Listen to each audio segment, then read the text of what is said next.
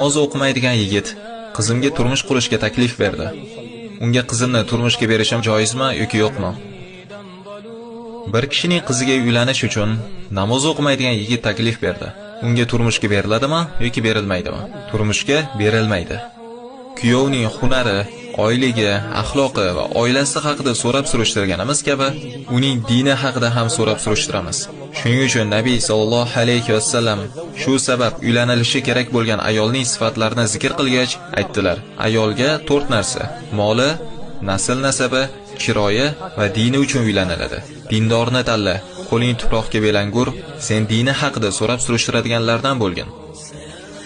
Qizlarimizni, opalarimizni, amma xolalarimizni va biz ularga mas'ul bo'lgan har qanday ayollarni namoz o'qimaydigan kimsaga turmushga berishimiz joiz emas.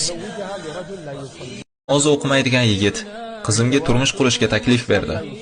Unga qizimni turmushga berishim joizmi yoki yo'qmi? Bir kishining qiziga uylanish uchun namoz o'qimaydigan yigit taklif berdi. Unga turmushga beriladimi yoki berilmaydimi? Turmushga berilmaydi. Kuyovning hunari, oyligi, axloqi va oilasi haqida so'rab surishtirganimiz kabi, uning dini haqida ham so'rab surishtiramiz. Shuning uchun Nabiy sallallohu alayhi vasallam shu sabab uylanilishi kerak bo'lgan ayolning sifatlarini zikr qilgach aytdilar: ayolga 4 narsa: moli, nasl nasabi, chiroyi va dini uchun uylaniladi. Dindorni tanla, qo'ling tuproqqa belangur, sen dini haqida so'rab surishtiradiganlardan bo'lgin.